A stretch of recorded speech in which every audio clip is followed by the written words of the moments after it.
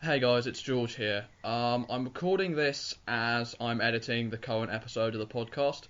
Unfortunately, we had a bit of a problem with the latest recording where basically the first 10 or so minutes just did not record at all. I can't explain exactly what happened. This has never happened before, and I can't say exactly what's caused it, but basically the first 10 or so minutes are missing, including the intro and sort of the first stuff that we were talking about. Basically, I mean, it's just a case of really that I didn't want this episode to go to waste because we really enjoyed it and we talked about a lot of really good stuff. So just to let you know sort of what happened, we have Owen Parkes as a guest. This time he's an Everton fan and writer. You can check out all the links in the description that I've left for him. Basically, we were talking about the Everton Villa game mostly, and just sort of how his season's gone from there. And it was he wasn't too positive about it overall. I can't remember exactly what was talked about because there's a lot of stuff in there, but that's basically where it resumes from. Just to give you a little bit of context rather than throwing you straight in the deep end of the stuff that we did record. So yeah, again, I'm very sorry about this. Again, it was just a case of I didn't want this episode to go to waste. Because like I said, there's some good stuff in there, I think. Yeah, well, I'll just drop you off where we actually did record, and I hope you enjoy the 50 or so minutes that actually made it. So yeah, cheers. Play. There's no in defence. We struggle. There's no even resemblance of some sort of low block. It's just meh.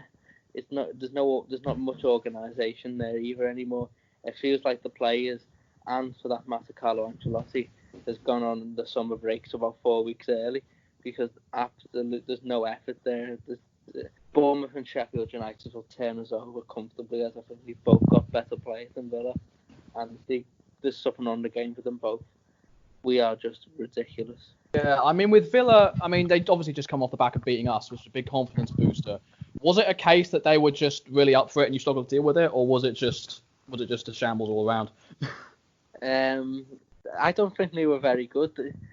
I said before the game, if Villa had the desire and wanted to go out and win that game, they would have won it. And I'm worried that they were just a bit nervous to the occasion of having to win that game and sort of bottled it. El Ghazi had a great chance in the second half, and it was harder to miss, to be honest. Jordan Pickford just gives him the goal to put her in, and he sort of flutters lines, to be honest. We didn't create anything. I don't think we had a shot on target to our goal, which against Aston Villa, who've got a terrible defensive record. It's not very good at all, really, is it? We struggle to put passes together after the first 20 minutes. It's just a very limited performance that just harks back to Everton, maybe before even I was born, I just a bad team to watch, and that was a bad game to watch. Yeah, I mean, Dan, Johnny, obviously Dan, you're a Liverpool fan, as I've now learned this week. What have you two made of both? I mean, the performance last night, if either of you saw it. What have you made of Everton then, and just Everton over the season? What springs to mind for you guys? Well, Everton, they're a strange team, man. They've got some really talented players in that team. They've got Sigurdsson, Tom Davies, who I'm a massive fan of.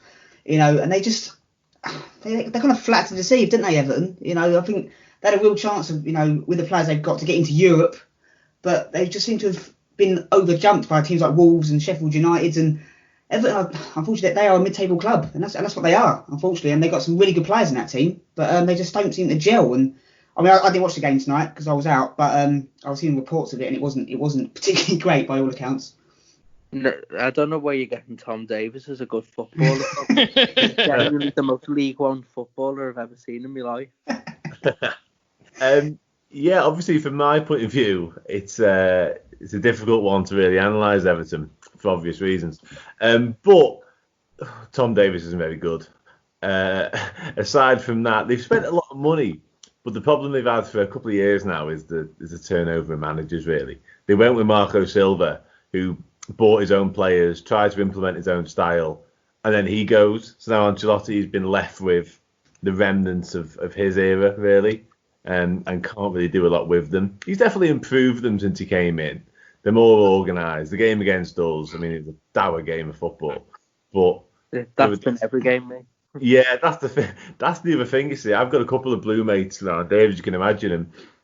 They haven't enjoyed watching football since he came back, and they've actually turned away from football. And I've just told them it's not the football as it is. It's just watching Everton at the minute. They're dire to watch, and I've watched them a few times, including tonight a bit. And there's nothing to them. There's no style. You're not quite sure what they are. Sometimes they go long up to Calvert-Lewin, and you think, oh, that's how they're going to play. And then they get it down the next minute and play a different way. It's really strange to watch. You go on, mate. Go on, yeah. And as for Pickford, well, I'm going to bring him up again later, but I simply can't get my head around him. He is a bizarre character. Yeah, he's the worst goalkeeper in the Premier League. And he's our number one. That'll be a fun Euros. No, England's number one. Well, I'm sure there's better goalkeepers in League One and the Championship than him. He's got no temperament. He is just very low. I just loathe him, to be honest. I really dislike the man, and then that is just everything. An Everton goalkeeper of the past, I think. Even Tim Howard, who we weren't really keen on as a goalkeeper, but he was a leader from the front, and you could always see him organising the defence. I think what team was it? I think it was the Burnley game, and the commentator on said Burnley have captains all over the pitch and managers all over the pitch putting the team in place.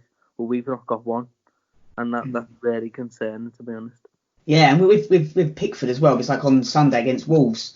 When that ball went through his legs, and he poked his tongue out on the line. It's like you're losing 2-0. You know what I mean? And yeah, his attitude is it's very bizarre. It's the arrogance, and if you like me and Dan said on my podcast yesterday, if you've got arrogance and you're good, people don't mind it. You can go, yeah, well, he's good, he can back it up. But when you're arrogant and you're not very good, people don't like you. And he's a strange character, definitely. Yeah, he's not for me at all. Yeah, I think that's safe to say. I mean, in terms of where you go from here, I mean, with a manager like Carlo Ancelotti, the natural instinct, the natural decision is to say, well, you've got to back him, you've got to give him what he needs, you've got to let him build the team how he wants it. But having spent so much over the past 2 or 3 windows, are you really in a position to do that right now? Well, Calamity FC seemingly going to strike again tonight because we put in a bid for Pierre-Emile Højbjerg from. Yeah, seen that. So we're seemingly after him. I mean, he couldn't do any worse. He runs around it, but he wouldn't do any worse. But I'm sure I would run around a bit. So I don't know. He hasn't even been getting into Southampton's team, which I don't know what says about him or Southampton. But I don't know. That isn't the type of signing I think we should be making. I think he's a decent player, but I think we should be looking beyond that. On Ancelotti, though, I think he really does need some help. But I think I actually think he's in some way performed a minor miracle getting this team to 46 points because it's got no idea how to play football whatsoever. So how we've got 46 points, I'm not really quite sure, considering we had about 9 when Silva left. Big dunk. And his beautiful conference brand of football got us to about 15. And then Carlo ever since we started off with Carlo and we had a pattern of play, and it wasn't tough to watch like it is now. And we seemingly regressed, but we're picking up a point here and there, and we're winning the odd 1-0. I'll take that until the end of the season, and George knows me, I'll take 38 1-0, but I think we need some sort of consistency to our play that will make us sustainable in winning games.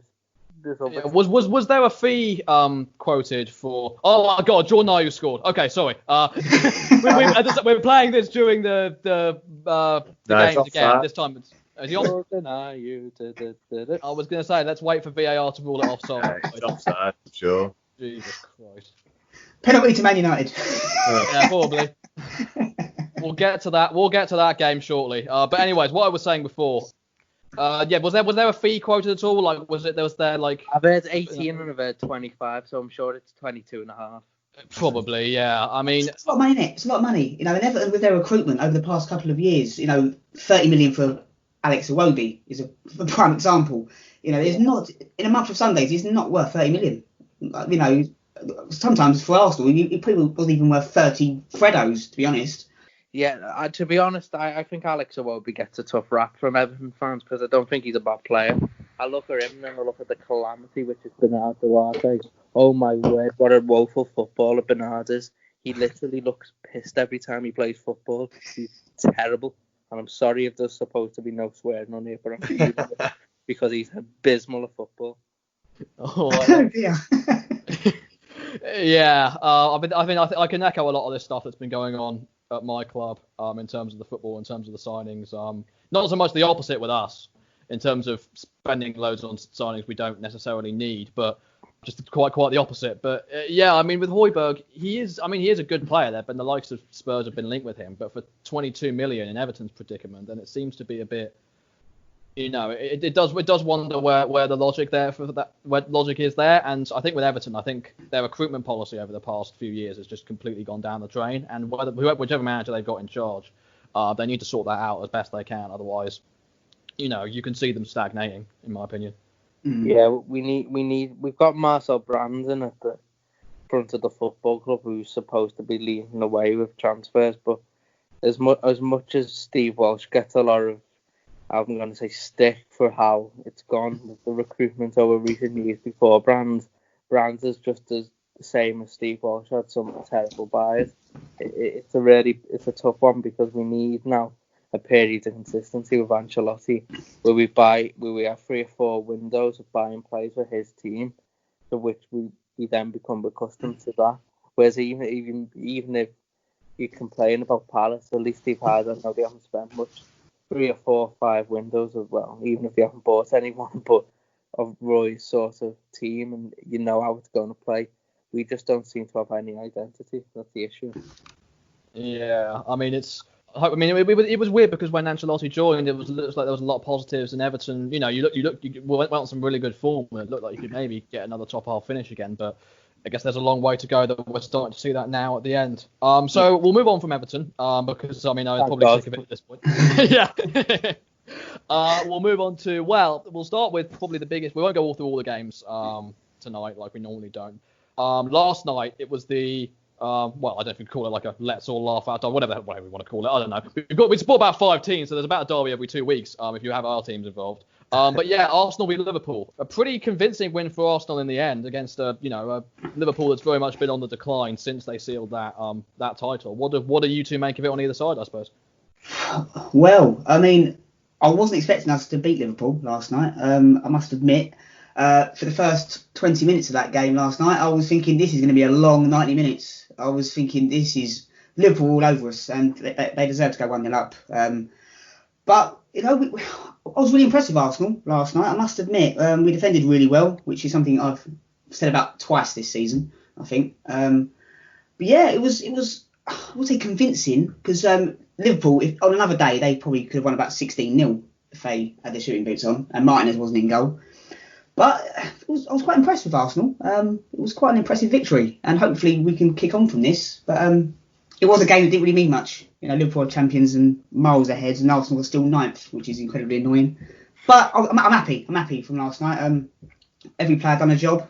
I've got nothing to moan about, which is very rare. Very rare. David Luiz defended well last night. Unbelievable. Yeah, from my point of view, it's obviously frustrating to see our, in inverted commas, decline since we won the league. Yeah, I do use that term very loosely. But it's true.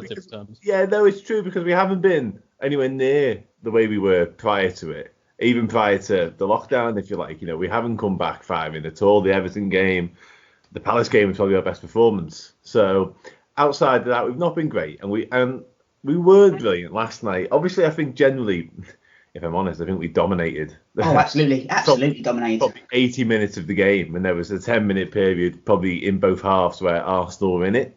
And we obviously gifted them both goals. Van Dijk and Alisson, 2 people who don't make mistakes, so you can't really chastise them for it because it doesn't happen.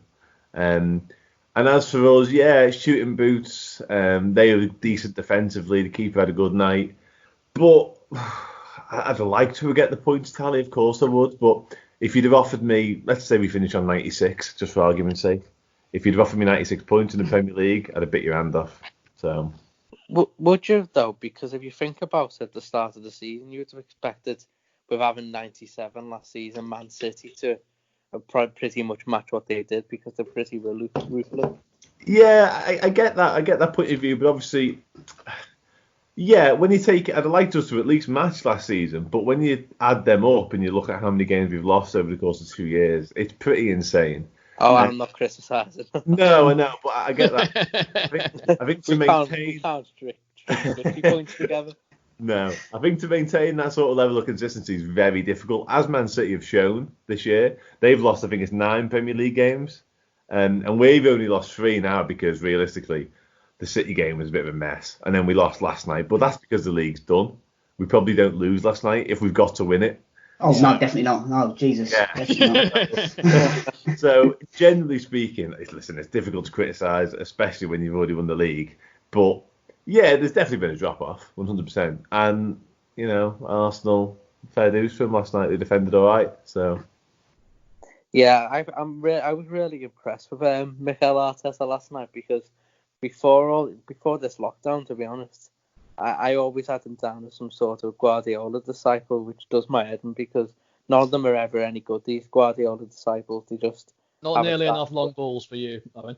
No, none of them are ever any good. But he's seemingly a bit more of a Moyes disciple from his time at Everton and anything.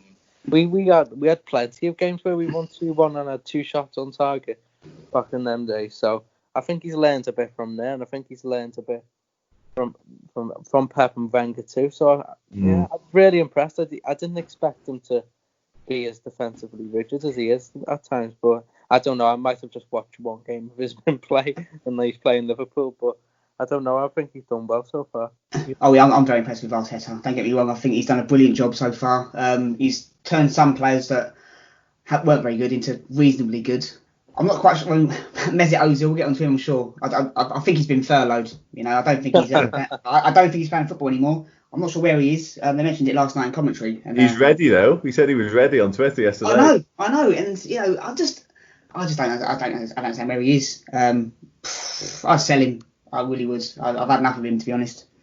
Yeah. I mean, with Arteta, I mean, I think Owen pretty much, you know, got my views spot on with what he said about Arteta. Is that I wasn't really buying into the hype of him at first, mainly because we've seen ex-players go into, you know, high-profile players. I know Arteta's not the highest profile, but he was, you know, he was sort of up there at Arsenal. We've seen them go into coaching roles like that before. You know, people like, you know, Thierry Henry, Sol Campbell, etc. Not always do as good as they're hyped up to be. Ryan Giggs, you know, all that sort of thing.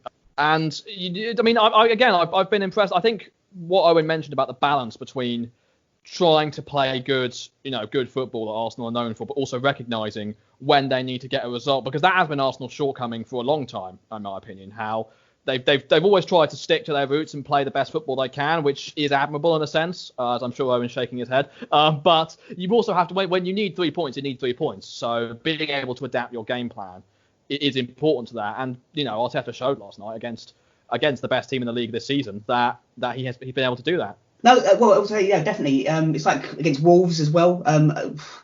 On another day, we probably wouldn't have won that, but as you absolutely spot on, he adapts to the opposition, something that Emery and Wenger in his later years didn't. You know, we had one plan, and that was to try and play football.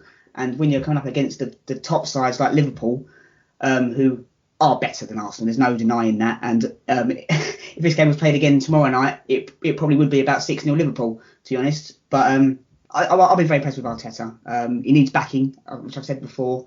But it is exciting times at Arsenal. I think next season we can judge him a little bit more when he can get his voice over a little bit more and get his own players in, hopefully, and get rid of some of the dead wood. But yeah, things looking up, I think.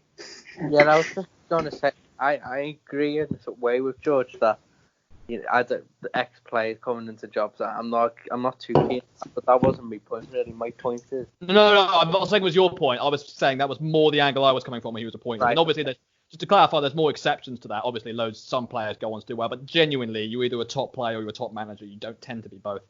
Yeah, well, I went, yeah. But I was, my point was more so, I've just taken this real dislike to these Pep disciples getting jobs everywhere because they read Pep's book. I mean, you've got to have done something a bit more than that. But to be fair to Arteta, I think he's a bit more of his own manager than just Guardiola's assistant. I think he's got a lot more going for him than that, and a lot more going for him than I expected to have, because he was linked with us around last September when we first mooted getting rid of Silva, and I was really unsure about the idea because of the same issue we've got now with the fact that our midfield can't string passes together. and I expected them to come in and try and play this swashbuckling brand of football that we wouldn't have been able to play because we weren't able to play with Silva. But fair play to Arteta, he seemingly knows what he's doing in terms of both ends of the pitch. And to be honest, I wish Arsenal well, because when he played us, I think in about 9 years ago now, but I think it was about February, I think we were set up really well on the break at times, because we had a lot of chances that day in the second half, for Arsenal were resolute. And I remember saying on the way home from the Emirates that day, that Everton were playing Unai Emery's Arsenal or Wenger's Arsenal that day, we were pretty good, and I think we win the game. But I think it's more of a testament to Arteta that he's got some sort of collective spirit in the team. Do you agree with that at all, Johnny? Yeah, absolutely. Yeah, definitely, he's got it set up very well. Defensively, I mean, last night we were superb. Last night, I was shocked. I couldn't believe I was watching last night. David Luiz playing quite well. But I mean, Liverpool did cause us a lot of problems last night. I mean, if it wasn't for Martinez in goal, it probably would have been a different game, because Mane was causing us absolute havoc. He's unstoppable, Mane. I don't know how you stop him, but I'm impressed with Arteta, as I say. He's got set up well in the bigger games as well. I know against Man City we got battered, which is normal at the Etihad. We get battered every single season. But I don't know. If only if we had him for the whole season and then we got sacked way sooner, we might be a little bit higher. But oh well, never mind. I've got similar feelings with that with Ancelotti and Silva, to be honest. If we'd have sacked Silva in September like we should have done, and got Ancelotti in then, I feel like we're possibly pushing top 8, top 9. I think the fact that we left it quite late with Silva to the point where we're in a relegation battle, it's really cost us, like as Arsenal, of getting higher up the league where we both want to be. Definitely. Yeah, I mean, for me, I think the summer window in particular, because we talked about this slightly before, that Arteta needs to be backed for me now with what he's done with the squad that he's inherited, how he's been able to piece it together. Not always great at times, but I think he's probably done as good as he can. So he needs the backing, for me, in my opinion, to really take them back to where they should really be in terms of stature of their club.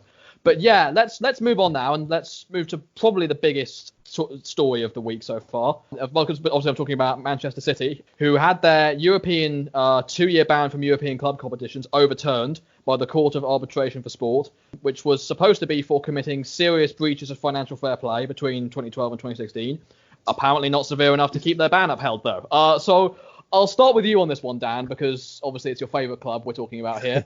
I suppose there's two parts to this, really. There's what does this mean for, what does this mean for VAR? I'm not VAR. I'm still. You can tell which game my mind's on. Yeah. What does this mean for FFP, financial fair play, and what the implications for the future in particular, and what does this mean for Manchester City, and I suppose the established top 6 that often get touted in questions like these. Yeah, so you're right. My favourite club. The ruling when it came in, I was delighted. Obviously, not they overturned the ban when it first got implemented. I was made up because everyone knows in a roundabout way that Man City have to have been breaking the rules for a long period of time, because they simply don't attract the revenue that the other big clubs do, because they're not well established enough yet. They'll get there. They're a big club now. They're going to get there. But the likes of ourselves, Man United, even Arsenal to a certain extent, have brought in so much money over the years that they can spend that money. That's what you earn the right to do. And that's what FFP essentially is. You spend within your means, you spend what you earn. And City have spent, I think it's something crazy, like 600 million, nearly $1 billion in the past couple of years. And they just haven't earned that. There's no two ways about it. So yeah, when it came in and they were banned, I was made up. And I thought it would affect them going forwards. Obviously, not just the fact they can't win the Champions League for 2 years, or previously couldn't, but also in terms of transfers, I think they might struggle. Even though they can offer a hell of a lot of money, a lot of players would probably turn down if they didn't have Champions League football. And I thought maybe a couple might leave, the likes of Kevin De Bruyne and Raheem Sterling. Obviously, now they're going to stay. So, yeah, I was gutted when it got overturned. What baffled me with the decision more than anything was it looks like a lot of the decision was based on the fact that the crimes, if you like, were committed over 5 years ago. So UEFA have a time barring rule on a lot of their a lot of their rulings. So it's a 5-year time bar. So if it's committed over 5 years ago, it's kind of just wiped. That doesn't exist anymore. And a lot of the accusations stem back to like 2012, which is obviously over 5 years ago. So that was a bit of a kick in the teeth in many ways, if I'm honest. But yeah, they'll obviously be delighted. It means they'll keep hold of the best players. It means Pep will stay however long for. And it means they can go and buy £60 million backup fullbacks once more. But yeah, obviously coming from a Liverpool point of view, we are probably the most stringent sticklers for FFP, the way we spend money. I don't know if FSG, our owners, have shares in it. But we definitely adhere to it. So yeah, it's a bit of a kick in the teeth when we're doing it properly and our nearest rivals just aren't. But yeah, it's there wasn't a surprise either, I must admit. Yeah, no, I agree with that certainly. I mean, I suppose Owen, as a fan of a non-top 6 club, I guess you could say, alongside myself, does this not sort of? I mean, because I mentioned this point on your podcast when I was on there. If this was a likes of a Wolves or a Sheffield United that were making the decision, or Burnley, not that any of them will be spending that sort of money in the next few years or so. I mean, Wolves maybe, but other than that, I can't see the same decision. I can't see their appeal being accepted personally. No, I can't even. The problem with FFP is what it said basically on my own podcast the other day, is that I feel like, and this is just me, is that it's designed to sort of stop upstarts in football, to stop new clubs coming into money and being successful through it. I look at the likes of ourselves and Newcastle and Man City, what they were in 2012, and that it's designed to stop teams coming in and basically spending more money than they can afford, which also then means stops them becoming the top 14. Now, as a rule, I don't really agree with this, and I don't really agree with I was about to say FSG then, but I don't. But I also do feel that there's also has to be an element of like, you can't break the rules, and the rules are there to be. So I'm wondering if like maybe a wage cap or something could solve it, where clubs are forced to be financially stringent, but also not restricted to spend money that they have. As for Man City, I think I'm happy in a way that it's been recognised that there's some flaws in the system of FP, but I also feel like it doesn't really do anything for an Everton or a Newcastle, because we'll just be, if we spend big money, well, Newcastle aren't at the moment, but if we spend big money, or if they got new owners, or Wolves, if we spend big money, then we're not going to be treated as fairly as a Man City. Yeah, no, totally. Johnny, I mean, when it comes to FFP, I mean, looking at FFP as a concept, I mean, I guess there's two arguments you can make for it. I mean, the idea of it is that it forces clubs to live within their means and only spend as much as they're actually earning.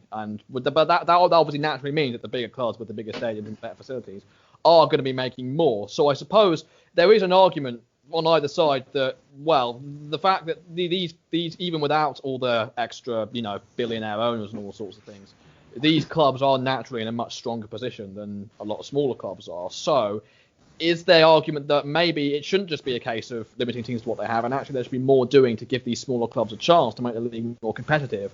Or actually do you say, well, these clubs have earned this money by winning so many trophies and getting so many fans? Is that the way things should be? Where do you sort of fall on that scale?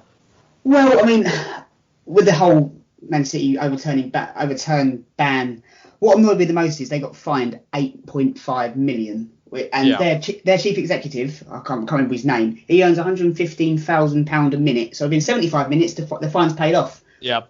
What is the point of fining them? There's no point. You know what I mean? And financial fair play, I don't see the point in it. It's absolutely pointless, because teams get away with it, and they've got these little loopholes that they can get away with it, and it's not fair, because the littler clubs in the Premier League who could do with the money, for instance, and even lower down the leagues, you've got teams like the Wigans who are struggling, and you've got teams like Man City and PSG in France who take the piss, and they get away with it because they got loads of money. And if it was a Burnley or Sheffield United who done this sort of thing, they would be they'd get points dropped and things like that. And I just think football's a business, unfortunately, and the bigger clubs do get away with it. You know, it's like in La Liga, Barcelona, Real Madrid, they get away with murder because they're Barcelona and Real Madrid, and the littler clubs have got no chance, have they?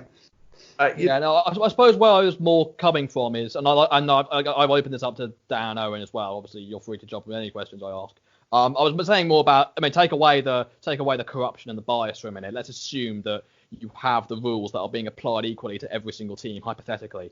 Do you think that on principle, is that the right way to go about things, or do you think that it should be more of an equal distribution of wealth, or whatever you want to call it?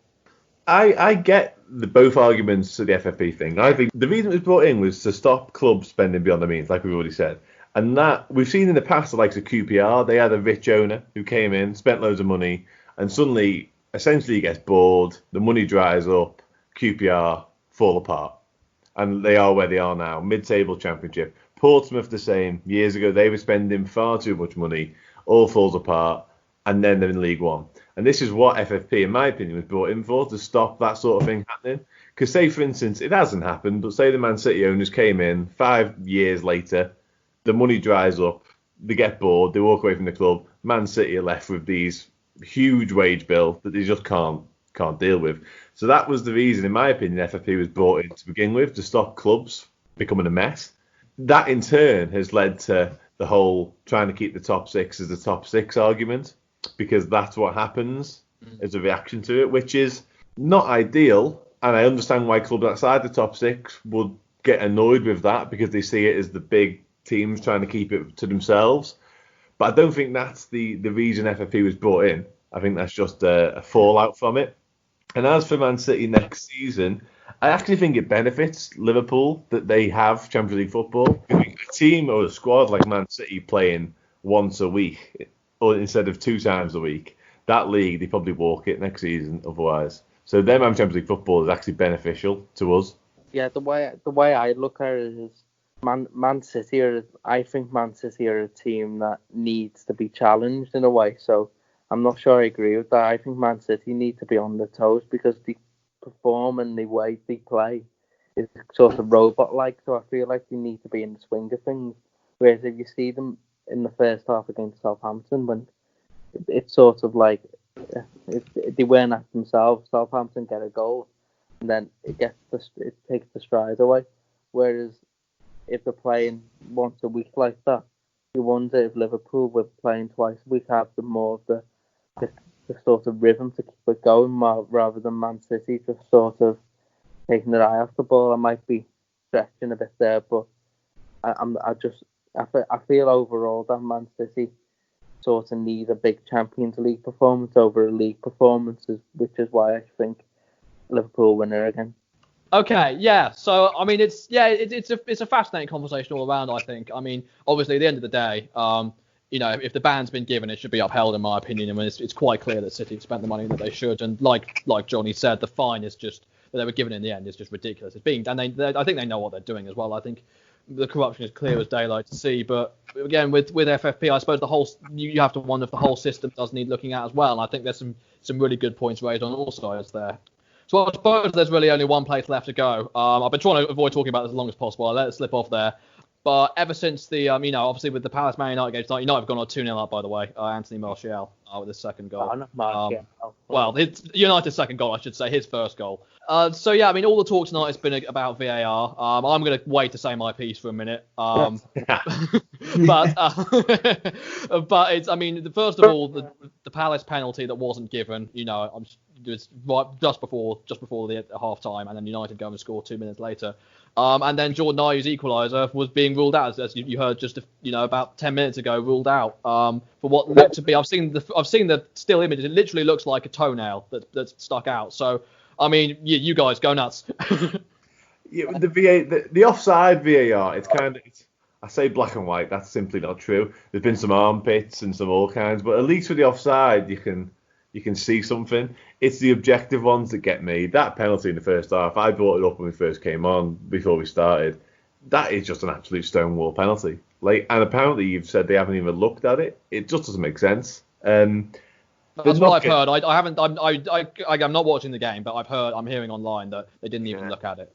It's just bizarre. They haven't got VAR right all season. Let's be brutally honest about it. And it's not particularly favoured to one club or the other. If you broke it down in the season, like I'm so sure someone will have benefited from it more than somebody else.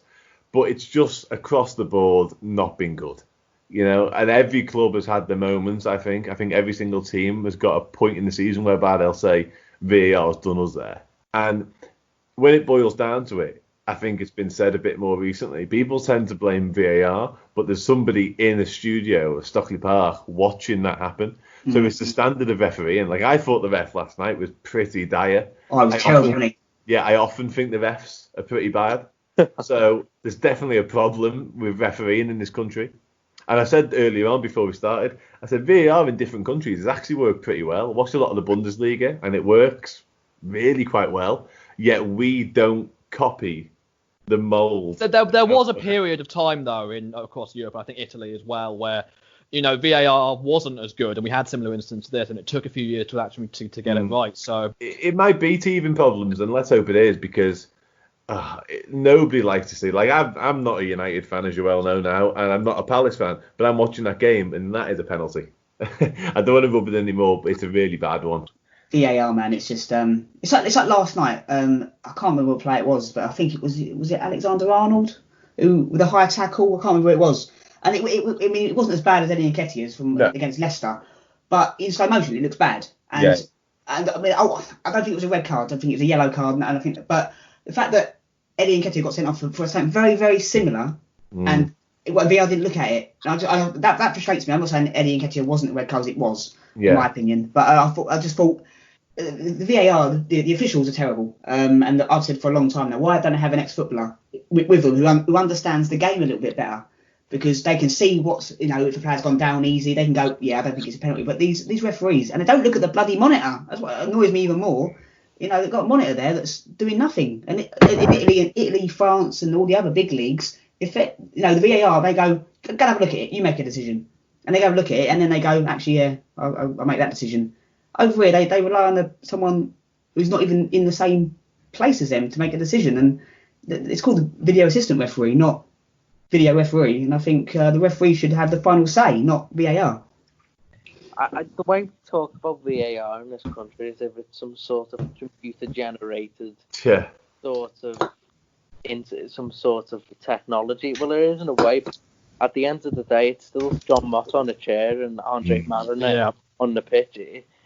There's still human error to this, and it's really baffling that even with technology, these referees are so woeful. It's unbelievable. That's it, yeah. Like last week when we played Southampton, I think it was Lee Mason. Lee Mason pulled throwing in the worst refereeing performance I think I've ever seen in my life. It's so much so, I think the Premier League apologised after the game for his performance. I've never seen that before. He was that bad. It was just it's Lee Mason now, so I've come to expect it. Not John Moss, who doesn't leave the centre circle, hence why he's stuck in Stockley Park now. He's the Yam Bubby of bloody refereeing. Good player. Are you alright, Owen? Are you alright, mate? You don't say. I just hate referees. We're talking about VAR and referees. I have deliberately tried to avoid it for the longest time, because particularly on the last iteration of the podcast, it was all we would talk about, and I'm very much trying to veer away from that. But can I just say on last night? So late on in the game, about 15 minutes ago, Minamino is fouled in the 6-yard box. Yeah, absolutely. Yeah. But he doesn't go down, right? And we don't go into this now, but he didn't go down, stayed on his feet, and doesn't get the penalty. Now, we all moan in this country about when Jack Grealish dived like he did the other day, which was absolutely horrendous. And I think Harry Wilson's getting abused for diving last night as well. But Minamino stays on his feet and doesn't get the penalty, so he should go down. If you feel contact, go down. I don't blame these footballers for going down easy in inverted commas. Yeah, I thought it was a penalty as well. I thought it was a penalty. I was thinking, here we go. I'm going to re-quote my good old friend Sean Dyche on this again. That if players are throwing themselves around on the floor and making a meal of it, they'll get a penalty. Whereas honest pros, like I think Walcott against Brighton, doesn't go down, doesn't get it.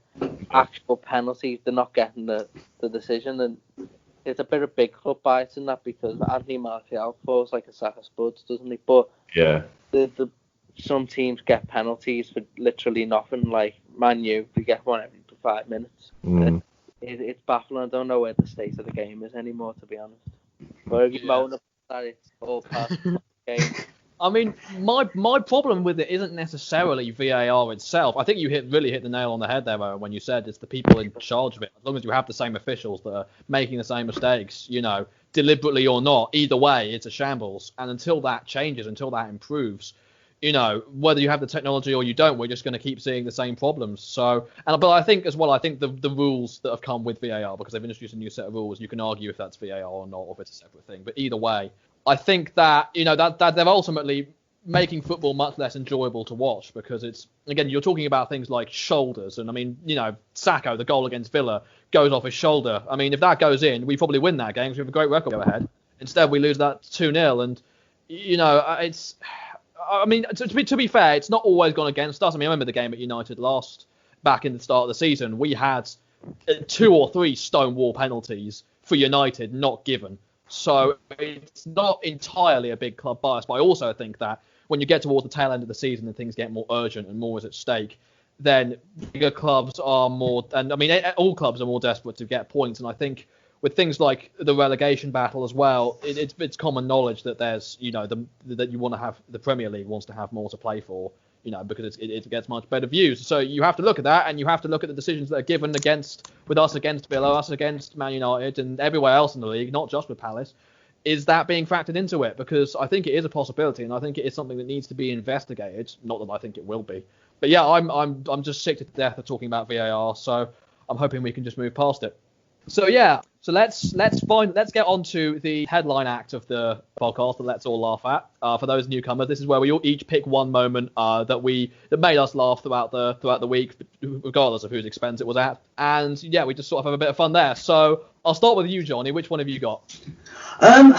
It's a very difficult choice this week, but I've got one in particular. It's 4 of them actually. It's the Norwich defence versus West Ham. It was just how bad it was. It was just quite comical how bad a team could possibly be. And it was just woeful. And West Ham aren't great either. And they scored 4. It wasn't even a schoolboy defending. It was like my 1-year-old nephew could probably do a little bit better than that. And it was just quite comical. Not if you're a Norwich fan. You must be pulling your hair out. But well, if you're an Arsenal, yeah. It was like 4 David Luiz's. That's what it was like. But we won't go into David Luiz. He done well last night. But no, Norwich for me, their defence was quite comical. Okay, yeah. I mean, I don't think anyone could deny that. I mean, Mikel Antonio. I mean, to be fair, he's probably been West Ham's most consistent player since they started the restart. But I mean, to let him score 4 goals, I think he's doubled his tally in one game for the season with that. I think he's now West Ham's top scorer. So it shows.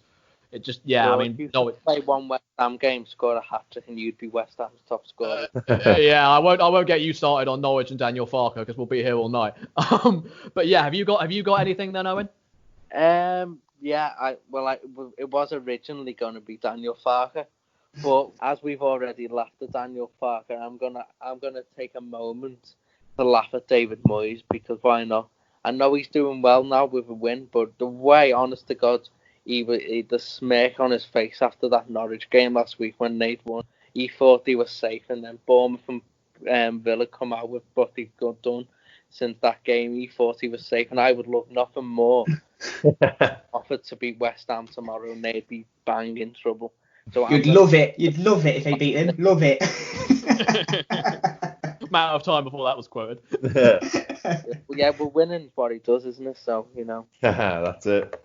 Yeah, so, but apart from him, I was going to laugh at Daniel Farke. As I said on my own podcast the other day, I hope he and Norwich they are relegated, and I hope neither of them return. What an absolute joke coming up. Not sugarcoating that one bit. So Dan, I think you've already hinted at your one so far. So yeah, I have done, and I am kind of sorry to Owen for this. Jordan Pickford. Now laughing players. Do you know what? Right, when Everton first signed him, I'm not one of these. I quite like Everton in a way. I've got loads of mates who support Everton, but when they first signed him, I thought he was all right. I thought he was a good signing, decent keeper. But he's progressively got worse and worse. And with that, he's got more and more arrogant. and I just don't understand it. Like, I remember the Newcastle game, and he was laughing at half-time, pulling tongues at the fans, and then he went and got beat second half. And then the other day, that happened. He goes through his leg, and he's got his tongue out again, and he's laughing. There's something not right in his head. There's got to be something not right. Like, he's mental. It's Jordan Pickford. As I've said before, he's a really poor goalkeeper, and when he's in bad runs of form like he is at the moment, he deflects the fact that he makes mistake after mistake by looking at the camera and pulling a funny face. But this mistake then won't be on the front cover of the back page. Yeah, true. It'll be his funny face. That's why he's an absolute clown, and the quicker we sell him and get him out of my football club, the absolute better. Speak very highly of you as well, I think. To be honest, there's only about 3 Everton players that I can at all stand tonight, and that's because they give Aston Villa a lifeline. I will just touch on the Norwich one as well. What a bizarre season from their point of view. I think they've got some decent players, mate. Going forward in particular. Yeah. I think they've got some good players, but they've been so passive all year. It's strange. It's like they've accepted they've been relegated since about August. Yeah, literally. Not bothered playing. Yeah, it's really bizarre because I think they've got 3 or 4 players that all our clubs would benefit from. Yeah, definitely. Yeah, I think I I think it is a case with Norwich where, like you said, they have good players that could start in a lot of Premier League teams, but it's just a case of haven't been necessarily been able to adapt their style. Ironically, like Arteta has at Arsenal, to stay up. I mean, you can't go down defending like they did, especially not against your relegation rivals when you need to win. Will that put to bed the absolute nonsense for Daniel Farke to replace Roy? I'm not sure there was much of that coming out to begin with, to be honest. But yeah, all the Palace fans I've seen that were in favour of him have gone straight out that window. So yeah, no, I totally agree. I don't want him at the club. I don't think he'd be a good fit to what we wanted to do either. But yeah, as for my nominations, like I said, we've been spoiled for choice tonight, and I can't start without giving a few honourable mentions. Obviously we've talked about VAR, and I want to add John Moss's performance into that against Villa. Just the whole thing's been solidified. It's not my nomination, but we'll just get it out of the way. Jack Grealish as well for the most ridiculous dive I've ever seen.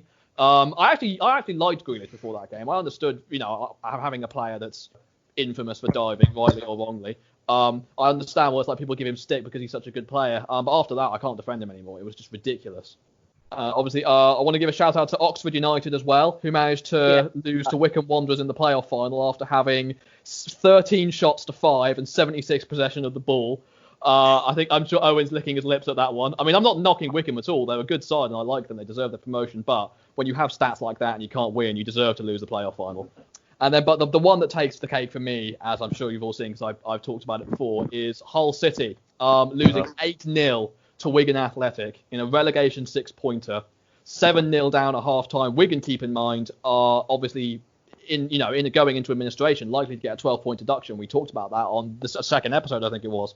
I mean, my God, to go into a game like that where you need to at least get a point minimum, probably a win with the position they're in. And to just completely, I looked at the game and I was like, I couldn't believe what I was seeing. I saw all the jokes about how, Wigan and Hull is typically a rugby match. It was like a rugby score. You look like, well, they can just, score a try and a drop kick and they're back on level terms and all those sorts of jokes. It was unbelievable. And, you've got to feel for Hull fans being in the Premier League not so long ago and now just completely fallen apart entirely. So, yeah, I'll leave that up to you guys. Which one do you think we should go with?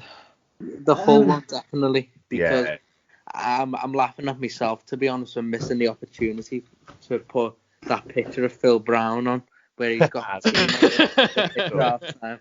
Why didn't I do that on Twitter the other day? A lot of people did. You're all right. A lot of people did.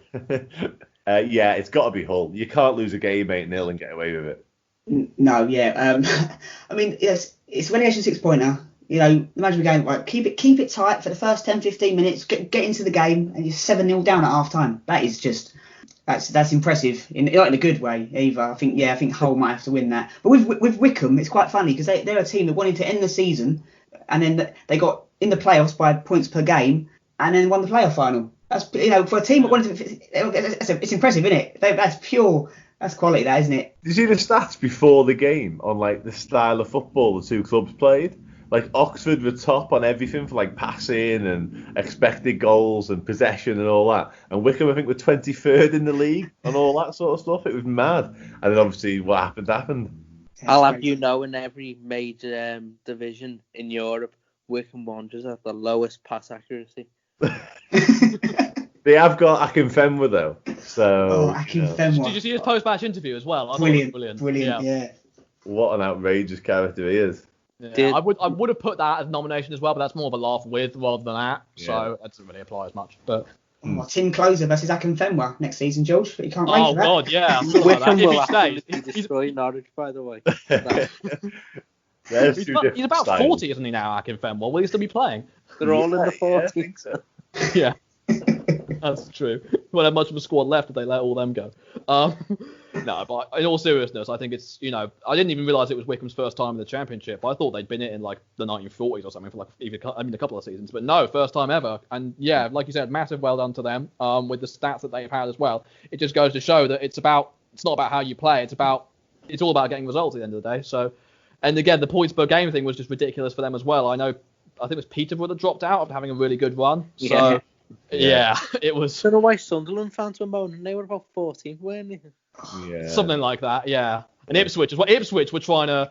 I mean, I can't really save this for this week, but it was definitely something I would have laughed at if I had the chance. Ipswich were basically trying to cheat the system just any way they could, just so they could do the points per game where they could get in the playoffs. Because they'd lost like 5 on the bounce or something, and were in 10th, I think it was. They finished. Tranmere were the same, though, weren't they? Trying to stay up. They were trying to come up with their own point system that meant they stayed in. Oh yeah. Remember that? But then if you look at Ipswich, I think first half of the season they win every game, like the first 15 games or something. They were cruising it, and then that's another fellow we can laugh at. Paul Lambert. He was a Premier League manager about 4 years ago, weren't he? Yeah, he was. Yeah. Can't string a win together in League One. How the mighty have fallen and all that. Well, yeah. Yeah, I mean, I can understand because obviously when you're with how the pandemic's been hitting, and when you're a lower league club in that position, you'll do anything you can to try and get the money that you need to keep you afloat, but unfortunately it didn't work out for them. And it's about doing what's as fair to as many clubs as possible. And I think it was the case that if most clubs, if they had to play the last few games, they would be worse off than, because the TV rights are much less than the Premier League and the Championship. They barely get any at all. So it's much. It basically would have been, they would have lost money by playing the games rather than ending the season early, or at least most of them would. So yeah, it's unfortunate, but I suppose that's the way it falls sometimes. So yeah, we're just about out of time. Thanks very much for listening to this episode. Be sure to drop us a like and a follow, whatever platform you're on. You can find us on YouTube and SoundCloud at Let's All Laugh At a Football Podcast. You can also find us on Twitter at LALA _ podcast. Be sure to check out Johnny and Dan's works on Last Word on Sport, Extra Time Talk, Life's a Pitch, and their social media. And be sure to check out the Parkes and Bennis podcast, where you can catch myself on the latest episode.